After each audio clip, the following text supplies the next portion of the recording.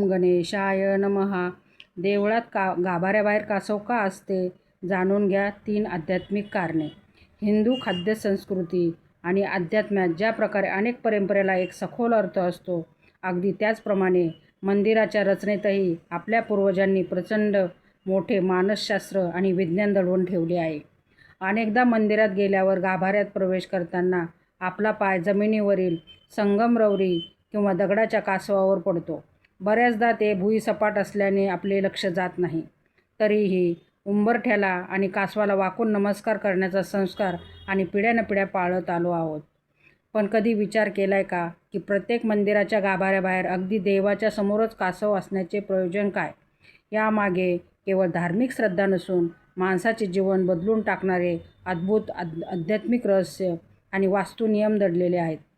या लेखातून कासवाचे गुण आणि त्याचे महत्त्व जाणून घेऊया. मासात अधिक मास देवदर्शनाला जाताना पुढील गोष्टी नक्की लक्षात ठेवा.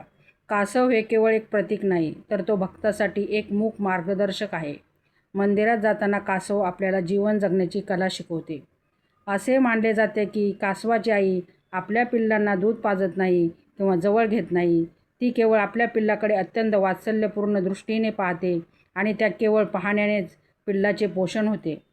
देवळातील कासव हेच सूचित करते की हे ईश्वरा, जशी कासवाची आई पिल्लाचे संगोपन करते, तसेच तूही माझ्यावर तुझी कृपावंताची वात्सल्यदृष्टी कायम ठेव. कासवाचे सर्वात मोठे वैशिष्ट्य म्हणजे जेव्हा कुठलेही संकट येते तेव्हा ते आपले 4ही पाय आणि तोंड पाठीच्या कडक कवचाखाली आत खेचून घेते. यातून भक्ताला असा संदेश मिळतो की देवाच्या गाभाऱ्यात जाताना बाह्य जगातील काम, क्रोध, लोभ, मोह, मद आणि मत्सर हे विकार बाहेरच सोडून आपल्या सर्व इंद्रियांना अंतर्मुख करून देवाच्या चरणी जावे. कासव हा असा प्राणी आहे जो जमिनीवरही राहू शकतो आणि पाण्यातही सहज जगू शकतो. भक्तानेही आपल्या आयुष्यात येणाऱ्या अनुकूल आणि प्रतिकूल अशा दोन्ही परिस्थितीमध्ये स्थिर आणि आनंदी राहण्याची तयारी दर्शवली पाहिजे. ही मानसिक तयारी असेल तरच माणसाला दीर्घायुष्य लाभून मनातील परमेश्वराचे सानिध्य कायम टिकून राहते. मंदिरातील कासवाकडे बारकाईने पाहिल्यास आपल्याला काही गोष्टी शिकायला मिळतात. बहुतांश मंदिरात कासवांची मान खाली वाकलेली असते. याचा अर्थ असा की देवासमोर जाताना आपला अहंकार गळून पडला पाहिजे आणि संपूर्ण लक्ष देवतेच्या चरणाकडे असावे. सत्वगुण वृद्धीची धडपड. काही मंदिरामध्ये कासवांची मान वर उचललेली दिसते. हे कुंडलिनी जागृत होण्याचे आणि देवतेकडून प्रक्षेपित होण्याची सात्विक लहरी ग्रहण करण्याची तीव्र इच्छेचे प्रतीक आहे. आध्यात्मिक उन्नतीसाठी तीव्र इच्छा. कासव मंदिरात कायमस्वरूपी ठाण मांडून बसलेले असते, कारण त्याला केवळ ईश्वराचे सानिध्य हवे असते. कासवाला नमस्कार करून गाभाऱ्यात जाण्याचा भावार्थच हा आहे की जोपर्यंत आपण कासवाचे हे गुण स्वतःमध्ये रुजवत नाही तोपर्यंत आपल्याला देवाचे खरे दर्शन घडत नाही. कासव हा भगवान विष्णूचा दशावतारापैकी एक मुख्य अवतार मानला जातो.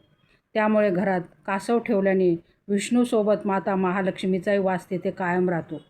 पैशाची तंगी आणि करिअरमध्ये प्रगती, नोकरी किंवा व्यवसायात यश मिळवण्यासाठी आणि नवीन संधी आकर्षित करण्यासाठी घरामध्ये धातूचे कासव आणावे. त्याला पाणी भरलेल्या एका छोट्या भांड्यात जारमध्ये ठेवून घराच्या उत्तर दिशेला तोंड करून ठेवावे. हे पाणी रोज सकाळी पूर्ण घरात शिंपडावे. यामुळे सकारात्मकता वाढते. शत्रू आणि आजारपणापासून मुक्ती.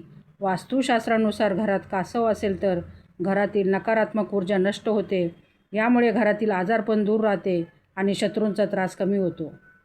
दीर्घायुष्य लाभणे. कासव स्वतः अतिशय दीर्घायुषी प्राणी आहे. कासवाचे आयुष्य साधारण 120 वर्ष किंवा त्याहून अधिक असते. घरात त्याची योग्य प्रकारे स्थापना केल्याने घरातील सदस्यांचे आरोग्य सुधारते आणि दीर्घायुष्य लाभते.